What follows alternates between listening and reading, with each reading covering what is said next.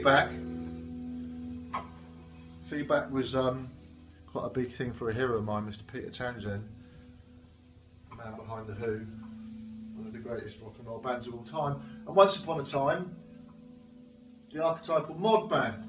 And I'm a bit of a mod, try to be, sort of, on the quiet. And we're in my flat in Stamford Hill in Hackney in North London.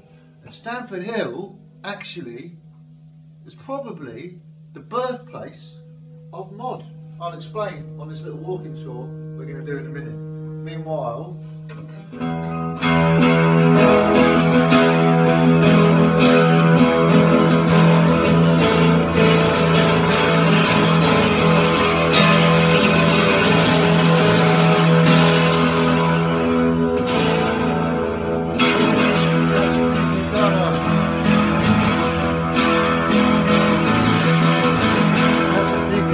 sending the clowns, make them laugh, make them cry until they run out. There's no one watching, so get out of your cage. I'll teach you some manners. Come back to my place. This is my place. It's where I live. It's where I wrote some, but not all of the songs that are on the Hightown Pirates album, Dry and High. It's where I wrote some, but not all of the songs that are going to be on our next album as well. But more of that later. Mod. Album sleeve designed by my friend Peter Doherty, guitar, songbook, vape. Our next gig, Hightown Pirates, Lighthouse, Laurie McMahon, Water Rats, Saturday Night I'm Lying, Thursday, 2nd of March, see you there. Mug, John's making the film, and I'm going to show you around where I live, because some really exciting stuff happened around here in Stamford Hill, long before it became the sort of centre of people wearing funny hats and beards, God bless them, our orthodox neighbours. Anyway, we're going to go for a little walk. Come with me.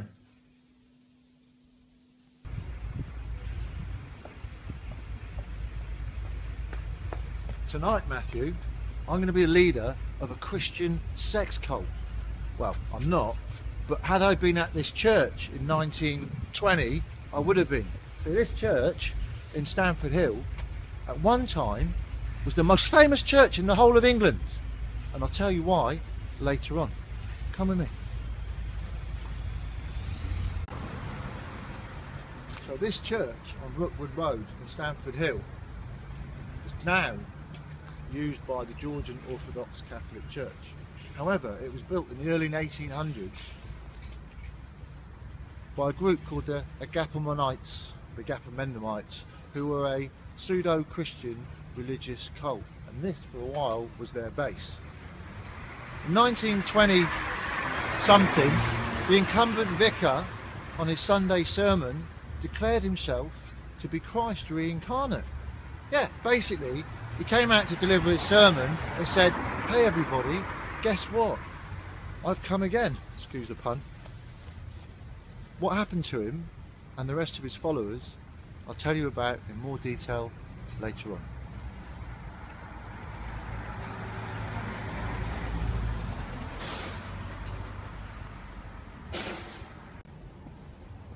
So, this is the sex cult church of Stamford Hill. 1920s, absolute scandal. The vicar has declared himself the Son of Man. Now, he may or may not have been, I don't think he was. What he was very good at, however, was managing to convince unmarried, wealthy spinsters to give him all their money and let them have sex with him as well. Crazy, crazy times. Anyway, 1920s, there was someone else schlepping around here who would go on to become one of the world's most famous and celebrated film directors of all time. Come with me to Springfield Park, I want to show you something. Springfield Park, Stamford Hill. It's a bit quiet today, it's cold, that's why.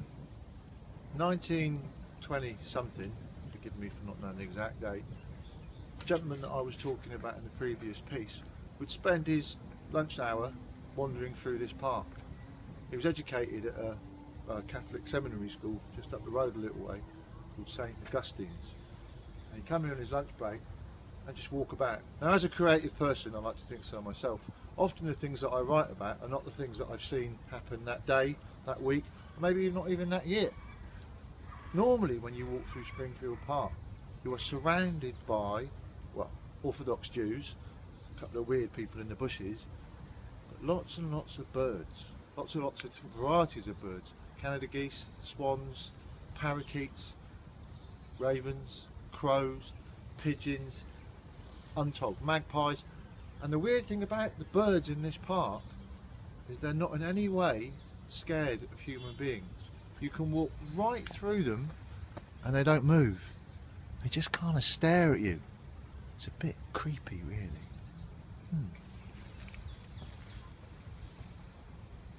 We're still in Stamford Hill. We're stood outside 260 Stamford Hill, which these days, as you can see, is a shit pizza place that sells bad food that kids eat out of.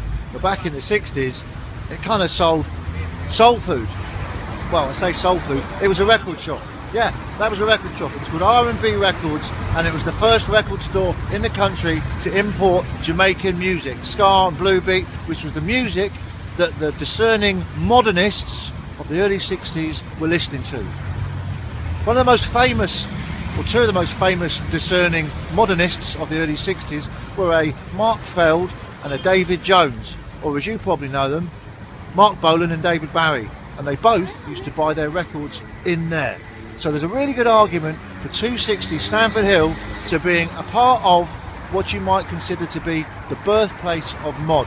And when they weren't buying their records in there, they were up the road where the Sainsbury's is, which used to be an Odeon, drinking cappuccino coffee, and then down into Stoke Newington where they would buy their nice Italian clothes from.